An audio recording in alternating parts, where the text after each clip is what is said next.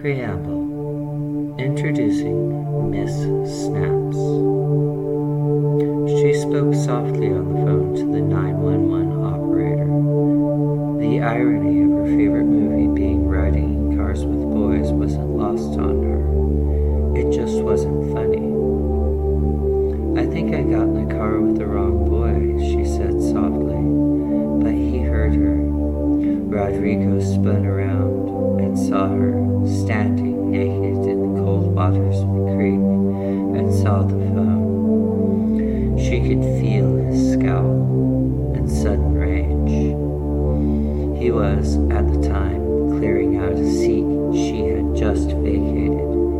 She saw her pink Girls with Goals notebook disappear inside white kitchen trash bag. He mumbled "shitty whore" under his breath and slipped into the driver's side door.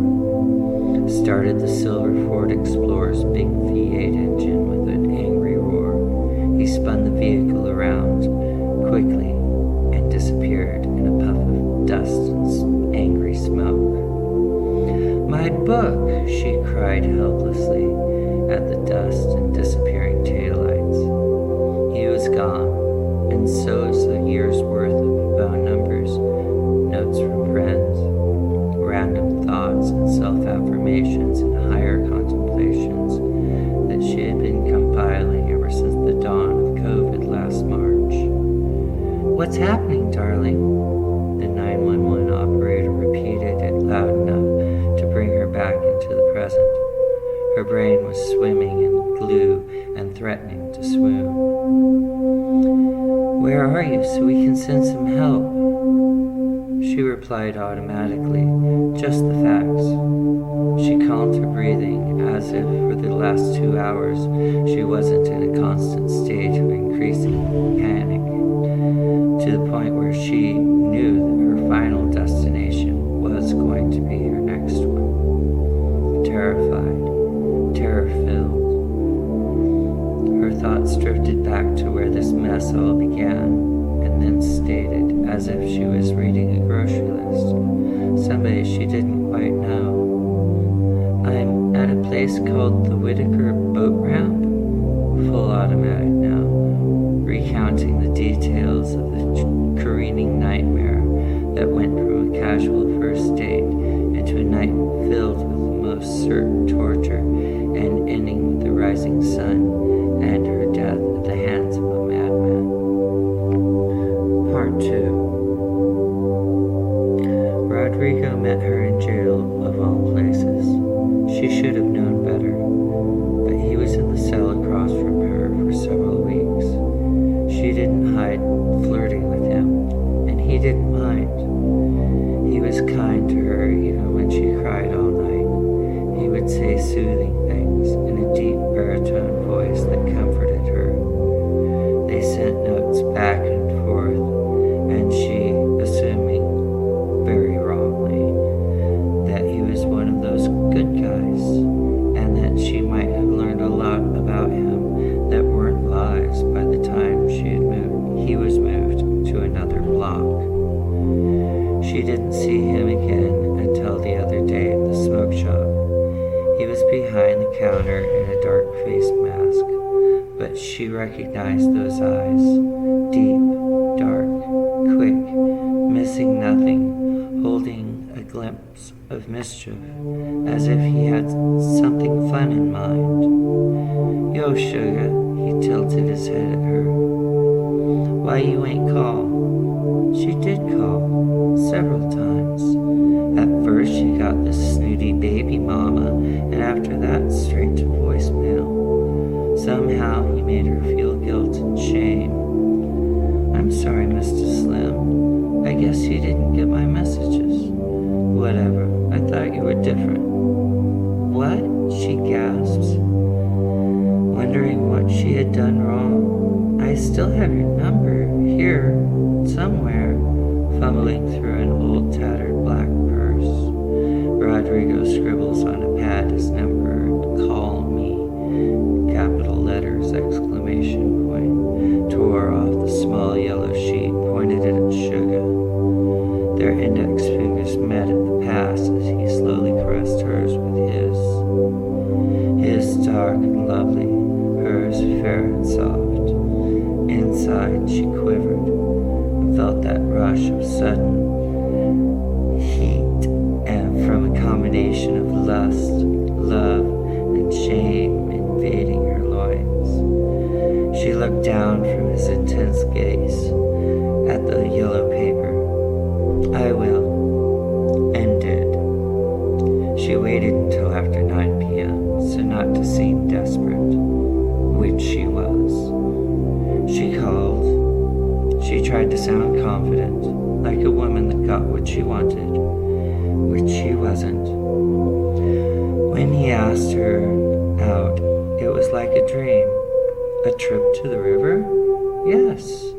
A picnic? Of course. Shugga could hardly believe her ears. Why would he be interested in her? He knew she was more handsome than pretty, not even passing at 6 foot, and she gets 5 o'clock shadow before noon. Why her? Well, sex, of course. He was way too dashing and arrogant, and way too handsome for a relationship. A young Denzel with lips just a few feet from hers this very instant, and that was all that mattered. In her mind, she thought, I guess we're gonna get late. Smiled. And the next day, he was locking the passenger side door behind her as she realized with so sudden frozen sweat of terror that there was no handle inside. She was trapped.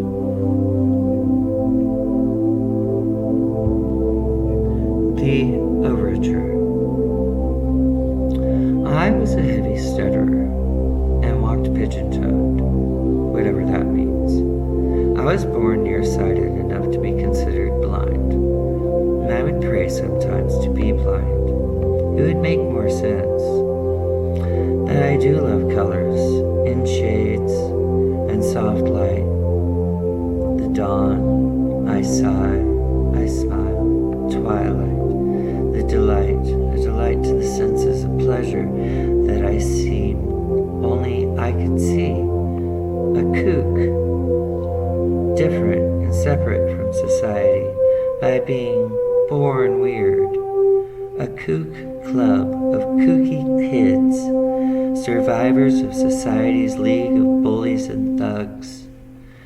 I was born in a subculture of the most beautiful people on earth. People that were never seen on television unless they were being ridiculed, and never in the top glossy teen magazines that we all read. Beautiful faces never shared but private dark places. I was born a boy. I didn't mind but for the weird, stiff, itchy, bland clothing which never seemed to fit. My sister Kimberly, I adore her. She's 5 years older than I am, oh so pretty, and her clothes, soft, delicate, delightful, colorful. Did I mention those wonderful colors? Well, I certainly do. And she had cool toys and stuffed animals everywhere, even a 6 foot tall giraffe named Jeffrey. I had an old rough teddy bear, brown, ragged, rough from the years of abuse of a frustrated child. His name, of course, was Teddy. So I thank you, dear reader and dear listener. Thank you so much for following me so far. So please walk with me a bit further, but be warned, there be monsters here, and we will have to stay close as we pass through the looking glass to face great danger with open eyes and bear witness to her story in the making. The Shugga Foxx is is magic. The Shugga Foxx is love. Love and magic incarnated on the earth to share. Love is all her strength and power. Love is the waters that divide us from the desolation of abomination. Without love, you were never here. The Shugga Foxx is not immortal, but an eternal. Always has and always will be. She speaks to the trees. She speaks to birds. She speaks in a language which changes with her mood. A mood which changes like the tides of an ocean, from bone-freezing, cold, angry, ruthless, relentless to pleasant, warm, luxurious, inviting, sensual, rewarding. There is a great evil spilt upon this earth, and the Shugga Foxes were tapped to amend that. Our latest plague arose in a small German town in this year of our Lord 1282, and this is a testament to the evil that is.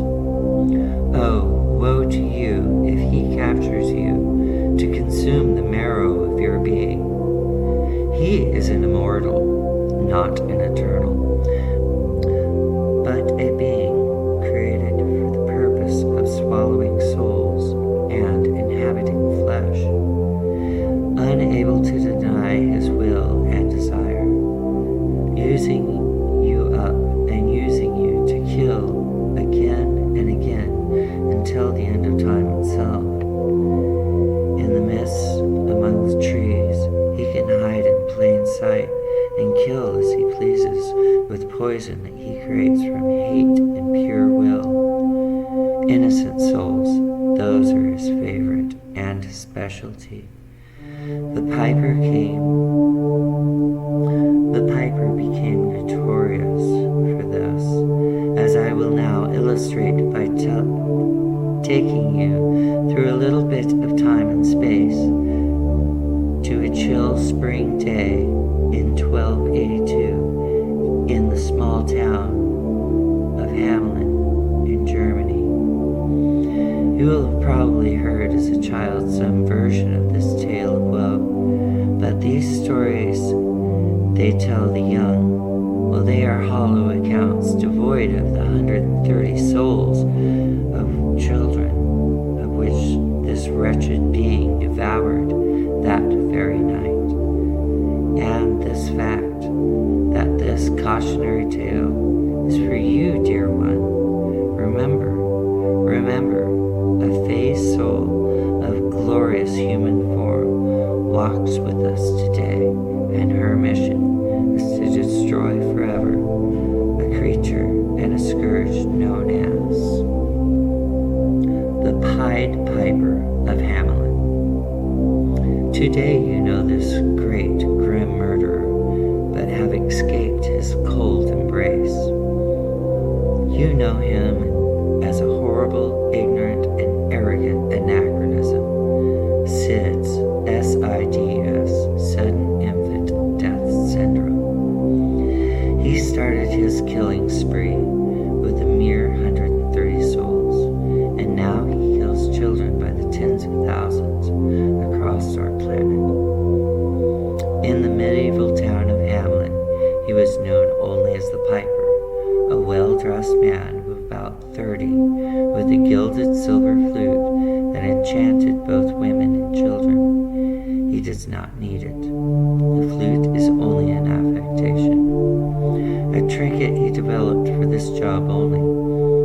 He strolled into town by Wesson Gate, draped in fancy green cape, fine garments, shiny black leather boots, with risers and heels to keep the fine craftsmanship above the open sewers that formed Hamelin's city streets. The crone Weta bore witness to death's arrival, and she tried to spit a curse in his path. Her mouth went parchment dry, and her breath caught in her throat. She had never seen such evil above 80.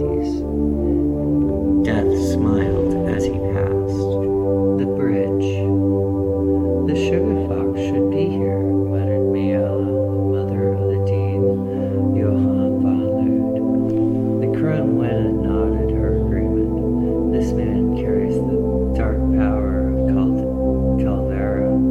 Calvaria. Weta spits 3 times into the dirt and makes the sign to ward against the evil eye that was surely spying on them as they conspired in the dark forest not far from Hamlin's east gate. The waxing moon was covered by heavy, ominous clouds, but the old mothers knew it was still 3 nights before the fateful night of Saints John and Paul, where all will be at the church listening to lamentations from the deacon until all will be lost. But that is still 3 nights away, and much, much work was to be done if it was to avert the plague and stop it cold in the village of Hamlin. This was to be a historic battle if it went according to the laws of love and justice, 2 powerful goddesses whose decrees are not to be trifled with. But the weavers of time, known as the Fates, had a different plan, and they delighted in the chaotic destruction that the scourge will unleash at the execution place of Calvary. Maela shivered as the universe hitched and buckled under the weight of heavy dark magic birthing the pipe. The mayor of Hamlin's figure appeared slowly through the dark. He stopped mere feet from the 2 women that jolted his bulbous head at the sudden cold awareness that he wasn't alone. "He did it! You fucking did it, didn't you, filth pig?" Weta spat at his astonished, shamed, sweaty face. "I can smell his filth all over you. I curse your name that it be forgotten by your mother and children, and curse your evil legacy and deeds, that they be told only as a warning story to small children forever, and even they shall not pity you. You do not have the 1,000 gold coins in your coffers to pay the Fates for the change your vile and callow act has caused this time lag, pig." She spat a thick wad of mucus and bile at the mare's shiny shoes. I had no choice," cried the pathetic weak man, as he was released from Weta's intense and righteous gaze. Sobbing, he stumbled through the town's east gate, to be forgotten by time. "Come," Maela said, "great evil is afoot, and close. We must tap a new Shugga Foxx before it is too late." A chorus. Shugga breathed in the cold darkness and concentrated. She formed a crystal wand from the gathering mist, a thick and weighty rod, as clear as water with a jagged sapphire-encrusted snowflake at the tip, larger than a man's hand and sharper than any sword, an ethereal cutting arsenal of refracted light. She was calm as Rodriguez's headlamps grew into view. Her smile became seductive, her lips puffed and reddened, glistening with dew and a renewed lust. Her skin, the skin of her face, became smooth as a child and softer than alabaster, to bright pink eyes and rose cheeks. Her nose and chin demure and adorable. Her Adam's apple disappeared into a smooth and supple neck, ample breasts that defied gravity in her leather jacket to contain her, and the dusty explorer skated to a halt, the bumper inches from her naked thigh, which now bore a new tattoo of 2 magenta ribbons intertwined to form a heart. The mark of the Shugga Foxx. Had he intended to run her over? She had not counted on that. That would have been messy. None the less, nor the more. No, this wasn't going to be messy. This was going to be carnage. A time to amend. She unzips her coat and lets her breasts spill out as the weak man spills out of the cab, now suddenly drunk and unstable. He was unable to focus, as she had become so beautiful that he had to shed his eyes as if she were brighter than the sun. She tapped her wand in the direction of the car. Bing! She chimed, and the radio inside lit up, and rose out the voice of the great jazz diva, Nina Simone. The music surrounded them, and rising, the sugar sings crisply along. Stars, when you shine, you know how I feel. The Milky Way galaxy brightens to the point of midday sun, lighting the forest and the fear on her adversary's face. Dancing seductively to the music she sings. Scent of the pines, you know how I feel. Dancing in pirouette, she touches the wand's tip gently upon the trunk of a great lodgepole pine that was over 80 foot tall. Ping, ping! And the 600-year-old tree toppled its full weight on top of the innocent vehicle. Nina and Shugga finished their odd duet as chromatic lightning danced and jumped between her wand, her fingertips, to her third eye, and back again. Freedom is mine, that's how I feel. In a flash of light and blood, the pathetic whimpering man's penis exploded, blowing a red and black hole in front of his khaki Carhartt pants. A fountain of blood and a river of obscenities issued from the now eunuch boy until another quick wave of her wand and vocal cords were stripped from him as well. So all he could do was create a pathetic wheezing sound. Crumpled, holding the empty spot that until a moment ago was his manhood. Shugga snaps, and lightning dances across the sky. She screamed, I'm feeling good. And as Nina's voice echoed and faded out to the electricity in the air, calmed and became 1,000 lightning bugs, disappearing into the trees. The forest calm again, except for a few toads, 1,000 or so crickets, and one very afraid psychopathic man. Priceless.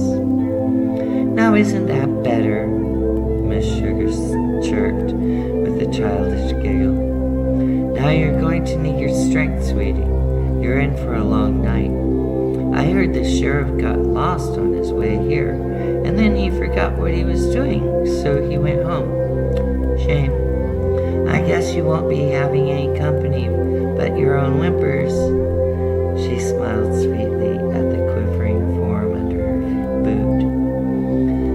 The vivisection of Brent Rodrigo Lambert, the rapist, the murderer, the abductor, the sadist, lasted well into the next morning.